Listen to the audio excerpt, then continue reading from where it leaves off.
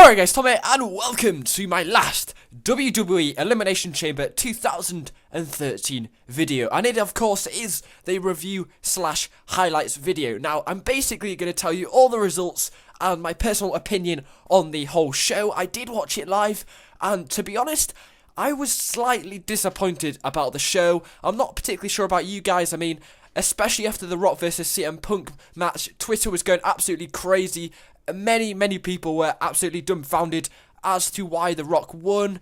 It's pretty obvious that we're going to get The Rock versus Cena at WrestleMania, but to be honest, I thought CM Punk was very deserved of winning that match. There was loads and loads of stops in the match, so The Rock could earn a breather, basically, because we do know that he's not as fit as he used to be, and he obviously can't do a lot of matches, like full long matches like he used to be able to do. He used to be able to do like hour matches, and now the reason why we got like 2 referees knocked out and there was a lot of stops is because The Rock simply can't put on a full 30-minute match without loads of stops and stuff like that. So that was kind of why that match was very disappointing in my personal opinion. But the first match was the pre-show, and it was the new founded team of Brodus, Clay and Tensai going up against Team Rhodes Scholars, basically, Damien Sandow and Cody Rhodes. I really like Damien Sandow and Cody Rhodes. And to be honest, I was quite excited about seeing Brodus Clay and Tensai going up in their first pay-per-view match as a tag team. And to be honest, I was very disappointed in this match. I mean, the first hour of the show, including the pre-show, so the first hour and a half of the show, sorry, I thought it was very disappointing. I thought it was a very slow start to the show. It kind of picks up on the 2-hour mark. So, yeah, basically, I really like Rhodes Scholars. I think they work very well together, how they tag each other in and out and stuff like that. I really like it. Brodus Clay and Tensai, I don't really think they worked as cohesively as a unit as well as I thought they would. I don't think they put on an amazing match. I think it was a bit slow-paced. It didn't really get me pumped like other pre-shows did, like at Royal Rumble and TLC. I thought they were pretty good matches. I mean, the Miz versus Cesaro at Royal Rumble, I was pretty pumped. I was pretty excited for the pre-show. And for this, I just didn't really have that same feeling when it was happening. I was like, it wasn't getting me excited for the actual full show on the pre-show. So, for that match, I would have to give that match about a 6 or 7 out of 10. Of course, Brodus Clay and Tensai did win like I predicted, because I wouldn't really understand why they would book them to lose on their first match, especially at a pay-per-view. So Tensai and Brodus Clay won. It was an okay match, 7 out of 10 for that match. And they were basically plugging the whole Elimination Chamber pay-per-view the whole way through the pre-show, which I think is understandable. They can do that, but basically most of it is filled up with advertising the full show and making you buy it. And you pretty much get about a 10-minute match in a 30-minute pre-show. And the pre-show usually starts late and ends very early. So you actually get about a 22-minute pre-show. And not a lot of that is actually the match. So the next match, or the first match of the full Elimination Chamber 2013 show, was Alberto Del Rio versus Big Show. Now, I predicted Alberto Del Rio would win this match. And yes, he did win. Now, this match was ridiculously slow to start. I thought I did kind of find myself getting rather bored in the middle of this match, which I don't really find myself getting bored at WWE. I usually get really excited about matches and stuff. I just felt really bored, but the Big Show was in total control pretty much the whole way through this match. I mean, I've said it before, I really find Big Show's matches very entertaining. A lot of people don't like it, but hate him. But I think he puts on a really good show, and his mic work has got very tremendously well in the past few weeks. I think he's just done very good matches, especially in 2012. Now, the Big Show was loading up for a knockout punch midway through the match, but he was accidentally occupied by Ricardo Rodriguez and proceeded to knock Ricardo Rodriguez, off the apron. I mean, Ricardo Rodriguez causes more trouble than he's worth. But then we got an absolute botchamania. Alberto Del Rio went for the Insaguri when Big Show was distracted. Big Show was just about to throw the bucket that they seem to carry around nowadays, Alberto Del Rio and Ricardo Rodriguez. Alberto Del Rio came behind him, tried to do an Insaguri. He kind of got caught on the ropes, or the angle was very, very tight for Del Rio to hit that Insaguri. And Insaguri is basically where you jump up and kick them.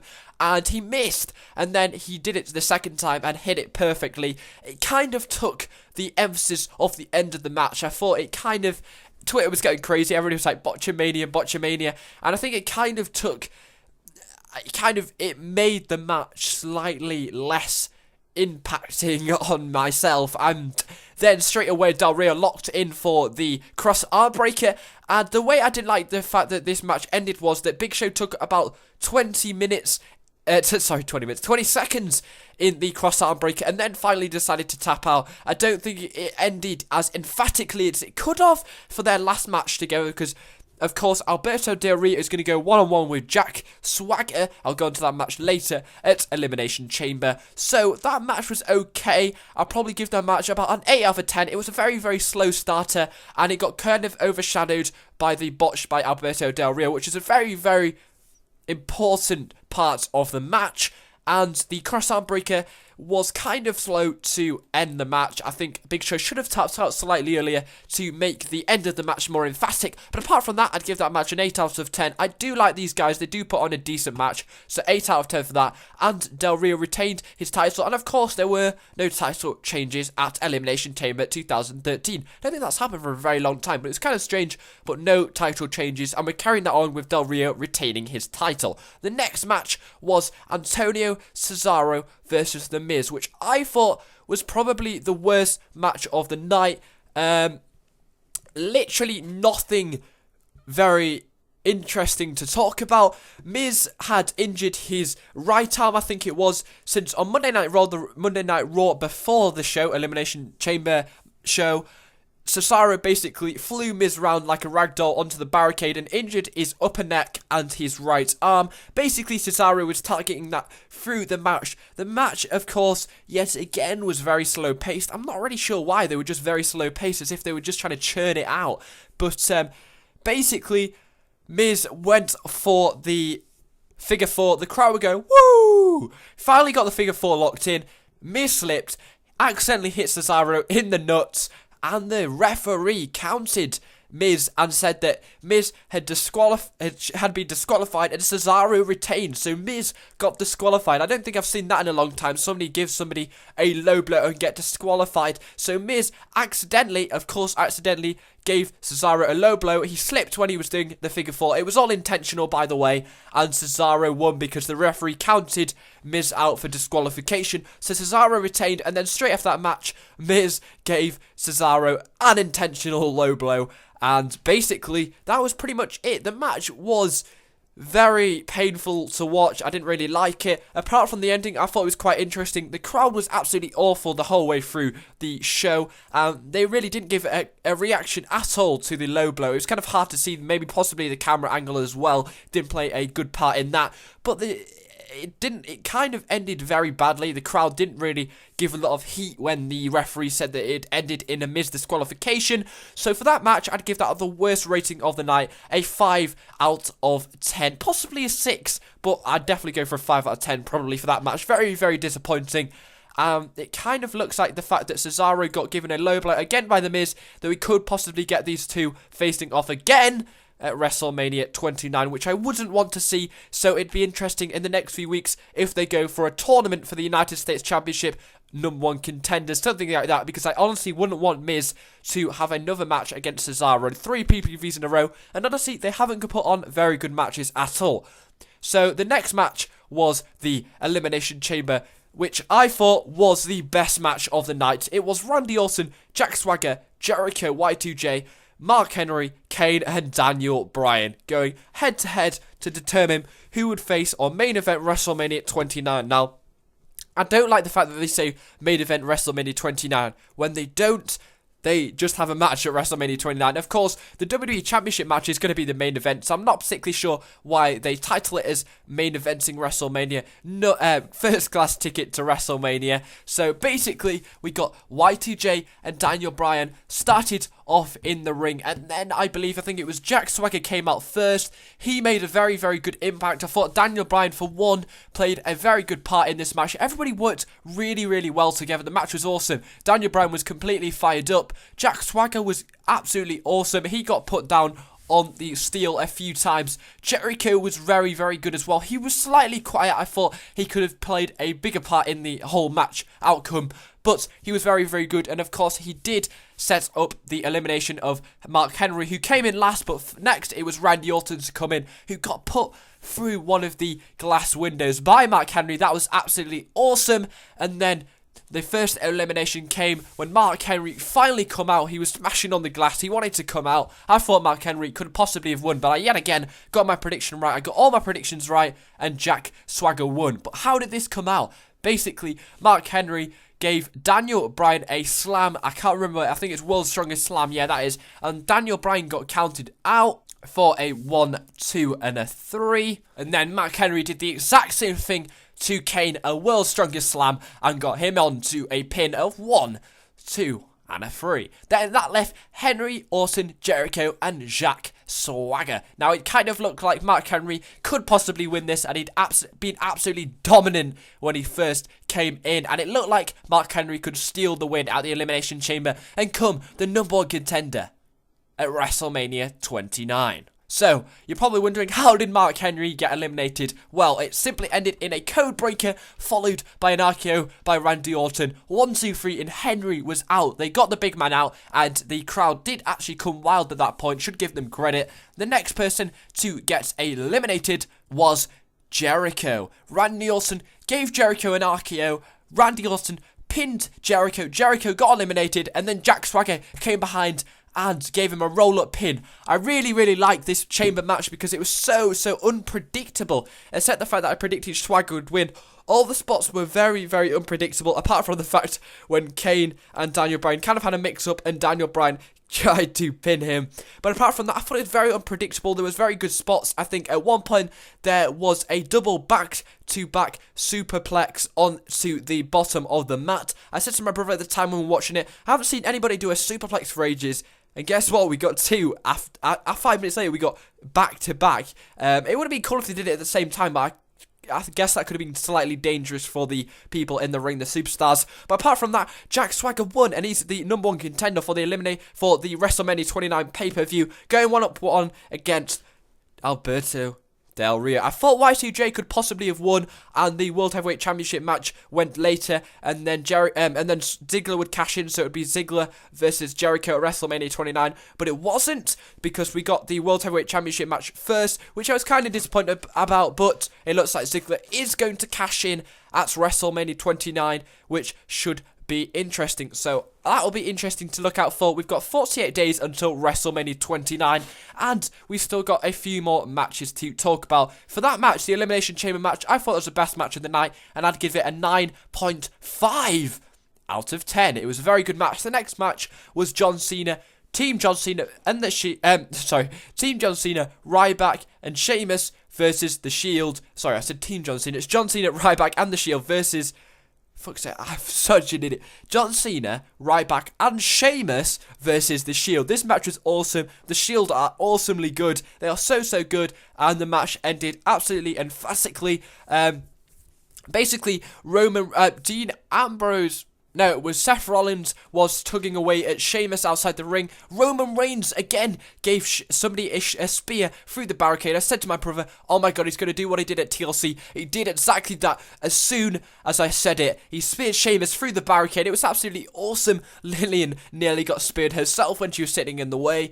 And basically, then in the ring, I think John Cena went to give... I think it might possibly have Dean Ambrose an FU, an AA, and Ryback went to give Roman Reigns, no, it was Seth Rollins a shell shock, and basically Roman Reigns gave Ryback a spear, and the Shield won. They pinned Ryback, which I thought was kind of strange. I think it made Ryback put him in a very weak position. It made him look very, very weak, which I didn't like. So for that, I was very disappointed that it made him look weak.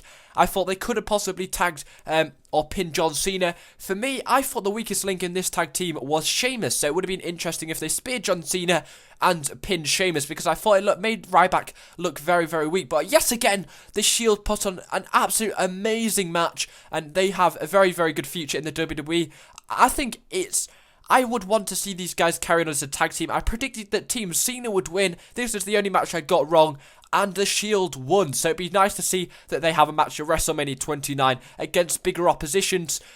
So basically, that is the last. I'm going to give that match. Sorry, I'm getting confused now. That is the match that I'm going to give an 8 out of 10. I thought it was a pretty good match. I really, really liked the Shield, and I liked how it ended with a Roman Reigns spear on Ryback. But I didn't like the fact that Ryback was pinned. I think it made him look very, very weak, and he walked up the ramp and he looked very disappointed. John Cena looked stunned. Sheamus looked stunned as well, and I think the emphasis was on Ryback, and it made him look very, very weak. So I'm going on, waffling on too much. We've got a random match. Dolph Ziggler versus Kofi Kingston. Dolph Ziggler came out, tried to steal the spotlight, basically, and Booker T came out and said that he was going to face somebody. I thought it was going to be Taker. I thought Taker could possibly come back, but no. Of course, we got Kofi Kingston. They had to squeeze him in the pay-per-view somehow, and they put him up against Dolph Ziggler. This match was very, very short. I thought it was very, very good. I'm not going to say a lot about it, but it looks like they're going for an angle between Kofi Kingston and Big E Langston, which should be interesting, of course. I'd really, really like to see Big E Langston peel away from Dolph Ziggler and AJ and show himself in a singles competition way. So it'll be interesting to see how Kofi Kingston and Big E Langston go one-on-one. Ziggler won. Kofi Kingston ran into Big E Langston twice, which is kind of interesting. And after the match, Ziggler won with a zigzag. Big E Langston ran back to the ring and gave his finisher to Kofi Kingston. I'm not sure if his finisher's been named yet. So Kofi Kingston looks like he's setting up a rivalry with Big E Langston. The next match was the Divas match, which was absolutely awful. I'm going to say little. This match was very, very bad. There was absolutely no build-up. The build-up was on the WWE app on one of the breaks on Monday Night Raw. I didn't see it because I don't watch it live, so I had no idea why this match had come about. But basically, they had a brawl on the commercial, so you could only see it if you watch the WWE app, and they only showed this happening on the pay-per-view. So they didn't show this happening on SmackDown, showing what happened on Monday Night Raw. So they booked this match absolutely terribly, and the match was extremely brief. It was pretty obvious that they just squeezed this in to get a Divas match. We've only had one Divas match since the Royal Rumble, and it's obviously not going to be very good on a pay-per-view if they're not going to book it very well. It was rubbish. Caitlyn won by the spear after Tamina Snuka was just about to go for her finishing maneuver off the top rope. Caitlyn retained. Tamina Snuka has lost her title shot, so it does look like there possibly could be a title shot for possibly AJ or Layla at WrestleMania 29. So that match was absolutely awful. I'm going to give it a 4 out of 10, the worst rating out of the whole pay-per-view, which is,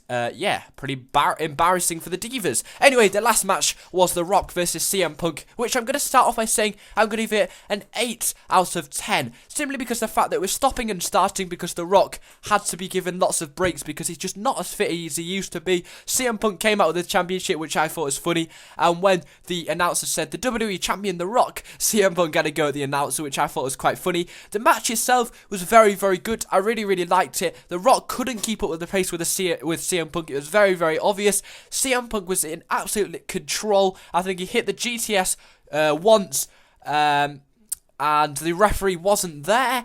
And then The Rock gave the people's elbow. We got another referee, and CM Punk kicked out, which I thought was very, very weird. I would have been very disappointed if CM Punk was pinned from that. And then we got the second referee was kicked by CM Punk accidentally, but it was very, very retarded. And then The Rock gave a rock bottom to CM Punk and won. This match was only 30 minutes. It was very, very short compared to the Royal Rumble match. It was, I think it was better than the Royal Rumble match. I thought there was very much better spots. The quality of the wrestling was very, very good as well.